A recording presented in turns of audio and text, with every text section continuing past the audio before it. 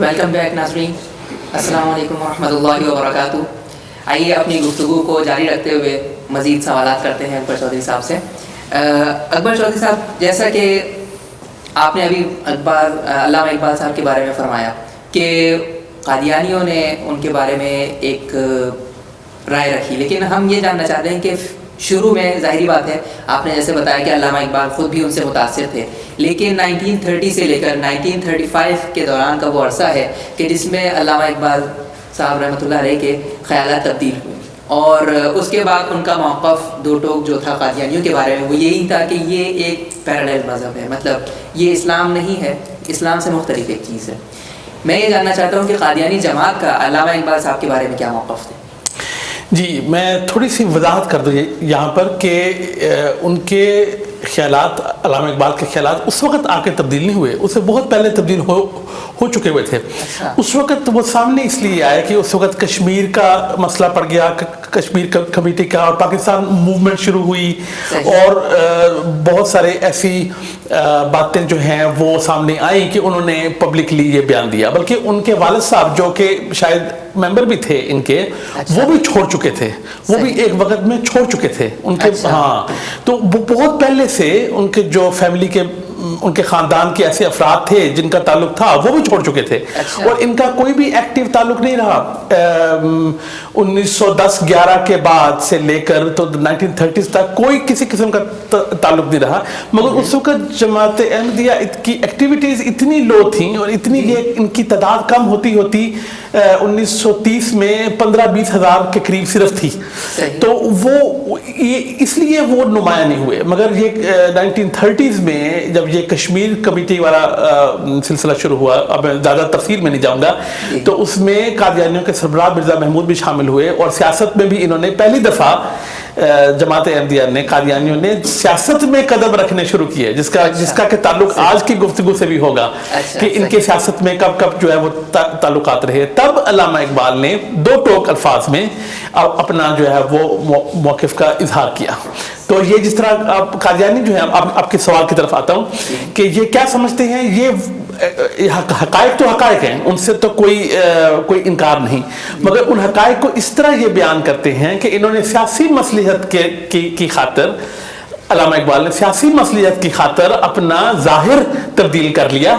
یہ تھے ہماری جماعت کے ممبر ہی رہے، اخیر تک رہے، وفات سے 2-3 سال پہلے تک رہے۔ یہ یعنی قادیانی جماعت کا یہ ان کا موقف ہے جو کہ اگر آپ پوری تاریخ کا مطالعہ کریں تو یہ اس بات کا ثبوت دیں گے، اور اس کا سب سے بڑا ثبوت یہ ہے کہ آپ ان کی فکر دیکھیں، ان کے اشعار دیکھیں، ان کا اسلام کی تاریخ پر عبور دیکھیں، قرآن کریم کے جس طرح انہوں نے ان کی شاعری کے اندر رچا بسا ہوا ہے اس کو دیکھیں، اس کے اندر کوئی مرزا غلام احمد کی جھلک دکھائی دیتی ہے؟ اگر نہیں دیتی تو اس کا مطلب ہے کہ ان کی افکار اور ان کی سوچ بہت پہلے ان سے دور ہو چکی تھی۔ وہ ایک عظیم انسان کی حیثیت سے وہ ایک شخص کے بارے میں حسن ظن رکھتے تھے، ایک جماعت کے بارے میں حسن ظن رکھتے تھے، اور جب انہوں نے اس جماعت نے اپنے عقائد اور اپنے اعمال سے ثابت کر دیا کہ وہ اس حسن ظن کی مستحق نہیں، تو علامہ اقبال نے بھی وہ جو ہے ان کو دو ٹوک الفاظ میں اس کی وضاحت کر دی۔ باقی یہ ہے کہ ہم اپنے پروگرام کے اندر اس ٹائم کو اویل کرتے ہوئے، کیونکہ ہمارے پاس ٹائم بہت شارٹ ہے، تو ہم چاہتے ہیں کہ مختلف ٹاپکس کے اوپر جو ہے بات ہو جائے، تاکہ مختلف ٹاپکس کے جو ڈفرینٹ اینگلز ہیں اس کے اوپر روشنی پڑے۔ تو مزید سلسلہ کلام کو آگے جاری رکھتے ہوئے میں یہ پوچھنا چاہوں گا کہ یہ جو پوری کی پوری کیمپین ہے جو قادیانی جماعت کی طرف سے چلائی جاتی ہے، تو یہ ہم اس بات سے انکار نہیں کر سکتے کہ میڈیا کا ایک بہت بڑا کردار ہے کسی بھی کیمپین یا کسی بھی پروپیگنڈا کو پھیلانے میں. میڈیا ایک بہت اسٹرانگ ویپن کے طور پہ استعمال کیا جاتا ہے جس کے اندر TV, radio, newspaper سب چیزیں آتی ہیں. تو میں آپ سے فرداً ہر چیز کے بارے میں تھوڑا بہت معلومات کرنا چاہوں گا کہ قادیانی جماعت اس میڈیا کو اور اس پورے کے پورے میڈیم کو کس طریقے سے یوز کر رہی ہے. جیسے فرض کریں کہ سب سے پہلے ہم بات کرتے ہیں نیوز پیپر کی, تو آیا کہ ان کی کیمپین کے اندر نیوز پیپر کا کتنا حصہ ہے؟ آپ یہاں پہ انگلینڈ کے حوالے سے بات کر رہے ہیں؟ میں انگلینڈ کے لحاظ سے جی, یہ اسی جو ہم نے گفتگو کی ہے شناخت کے مسئلے سے. جب بھی قادیانی لوگ سیاست میں انوالو ہوئے ہیں, سیاست میں شامل ہوئے ہیں یا سیاست میں انہوں نے حصہ لیا ہے, تو اسی شناخت کے ابہام سے کہ مسلمان ہیں کہ مسلمان نہیں ہیں, اسی ابہام کا فائدہ اٹھاتے ہوئے نان مسلم کو بتاتے ہوئے کہ ہم مسلمان ہیں, اور جو مسلمان ہیں ان سے کنارہ کشی اختیار کرتے ہوئے انہوں نے اپنا سیاسی گٹھ جوڑ یا سیاسی بیچ میں سے گنجائش نکالنے کی کوشش کی ہے.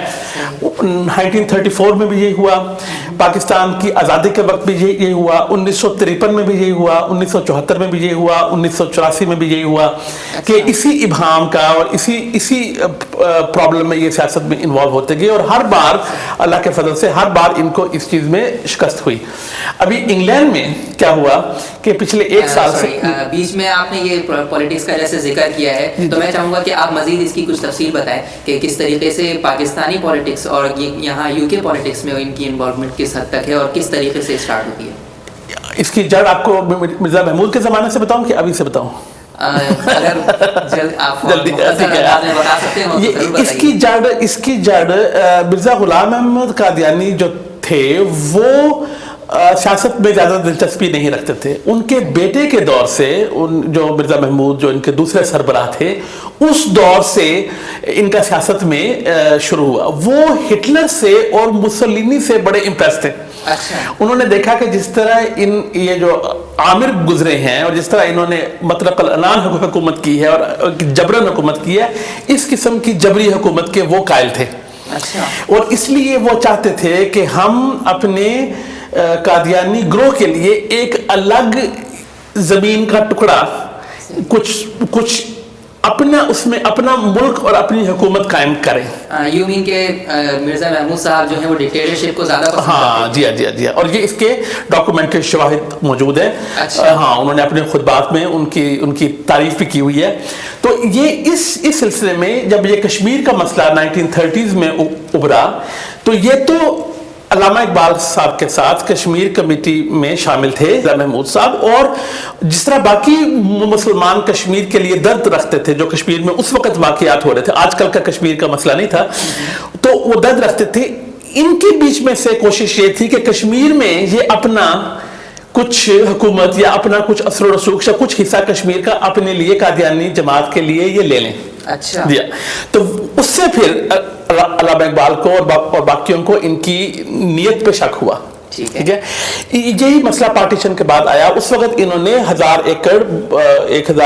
ایکڑ جگہ دریا چناب کے پاس, جسے ربوہ کہا جاتا تھا, اب اس کو چناب نگر کہا جاتا ہے, وہاں پہ انہوں نے اپنا کچھ حکومت قائم کر لی.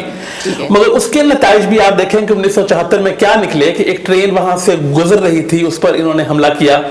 تو وہی اپنی حکومت جو یہ ڈکٹیٹرشپ بنانا چاہتے ہیں, یہ اس طرح سیاست میں اس طرح یہ سیاست کے اندر انوالو ہوتے ہیں. یہ وہی سوچ ہے کہ ہمارا ایک کنٹرول ہو, ہمارا ایک غلبہ ہو, اور بجائے اس کے کہ یہ ایک دینی مذہبی جماعت ہو, یہ اپنے آپ کو سیاسی جماعت سیاست میں آنا چاہتے ہیں.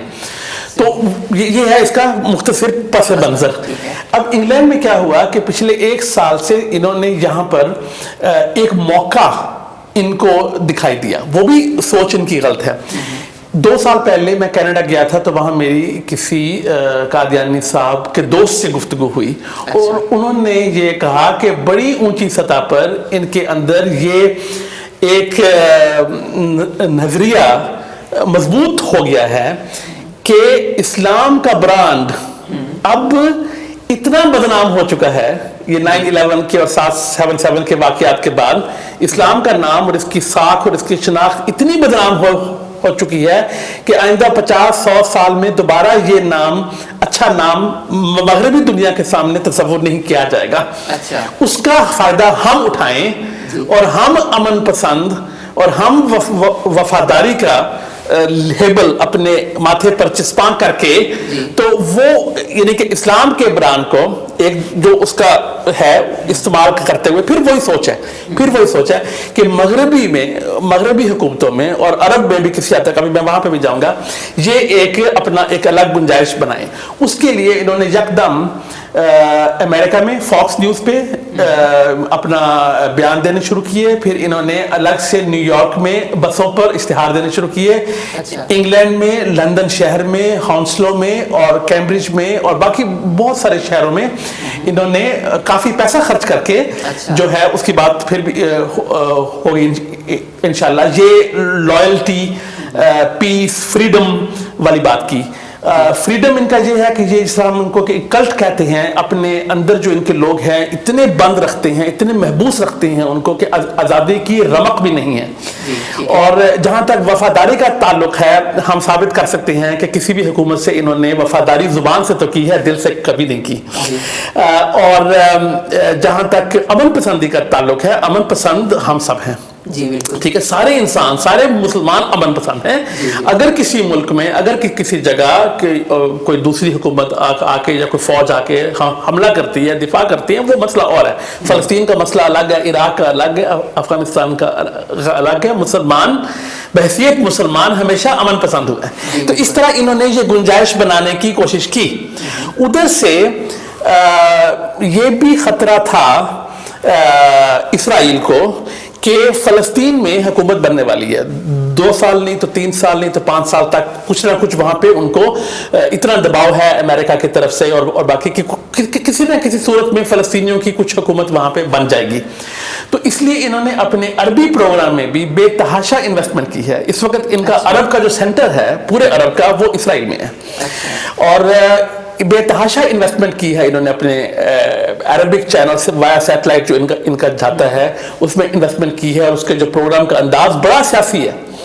باقی ان کے پروگرام اتنے سیاسی نہیں ہیں پر عربک میں جو پروگرام ان کے آتے ہیں وہ مکمل طور پر سیاسی پروگرام ہے. تو یہ ایک گنجائش پیدا ہو رہی ہے. تو اب آپ دیکھتے ہیں کہ ویسٹرن میڈیا ایک یہ ویسٹ میں کیمپین کرتے ہیں، ویسٹرن میڈیا سپورٹ کرتا ہے، یہ اپنے آپ کو اچھے مسلمان کا لقب دینا چاہتے ہیں اور ساتھ یہ کہ اپنے عربک چینل کو یہ بے تحاشا اس میں یہ انویسٹمنٹ کر رہے ہیں. حالانکہ عرب جو لوگ ہیں وہ قادیانی نہ ہونے کے برابر ہیں. یعنی کہ چند 100 سے زیادہ ان کی تعداد نہیں ہے پورے عرب دنیا میں. ہاں کیونکہ عربی جو انسان جانتا ہو، جس طرح وہ فلو کا ٹیکا نہیں لگواتے تو پھر فلو نہیں ہوتا، جو عربی جانتا ہو وہ قادیانی نہیں ہوتا. ٹھیک ہے، چونکہ یہ عربی کے الفاظ کا کھیل ہوتا ہے. جی ویسے گفتگو کا جو دائرہ کار ہے وہ کافی وسیع ہو گیا ہے لیکن ہمارے پاس چونکہ ٹائم بہت کم ہے تو میں آپ سے صرف یہ پوچھنا چاہوں گا کہ یو کے لیول کے اوپر صرف یو کے اندر یہ میڈیا کو کس طریقے سے استعمال کیا گیا؟ تو اس پس منظر سے کہ یہ خالی یو کے میں نہیں ہوا، یہ ایگزیکٹلی یہ بسیں اخبار وغیرہ کی کاروائی امریکہ میں بھی ہوئی ہے.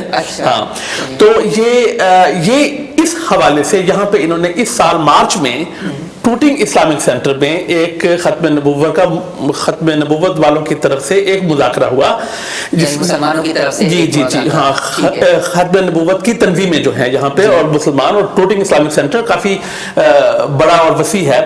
وہاں پر یہ ہوا جس کی کہ خفیہ طور پر انہوں نے ویڈیو ٹیپ بنا لی اور بنا کے وہاں پہ ہمارے بعض تقاریر ہوئی، بعض باتیں ہوئی، لوگوں کو تنبیہ کی گئی کہ قادیانیوں کے ساتھ، قادیانیوں سے محتاط رہو اور یہ جو اپنا کیمپین کر رہے ہیں اور یہ جو کیمپین انہوں نے شروع کی ہوئی ہے اس سے محتاط رہو.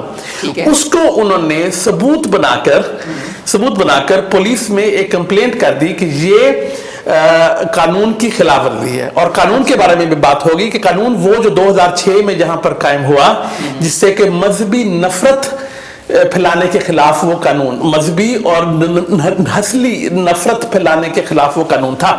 اس میں انہوں نے کمپلینٹ کر دی یہ اب یہ نہیں میں جانتا کہ کب وہ کمپلینٹ ہوئی، مگر اگست کے مہینے میں آ کر جو ہے اس نے اخبار والوں کو بھی یہ خبر لیک ہو گئی، پتہ چل گیا، اور اخبار وہاں کا لوکل اخبار ومبلڈن گارڈین، وینسورتھ گارڈین وغیرہ اخبار ہے، یہاں پر بڑا مشہور اخبار ہے، بڑا مین سٹریم اخبار ہے، ان کو یہ خبر ہو گئی کہ یہ پولیس کی تحقیقات چل رہی ہیں۔ اچھا، مطلب انویسٹیگیشن چل رہی تھی، انویسٹیگیشن چل رہی تھی کے دوران میڈیا کو یہ خبر جی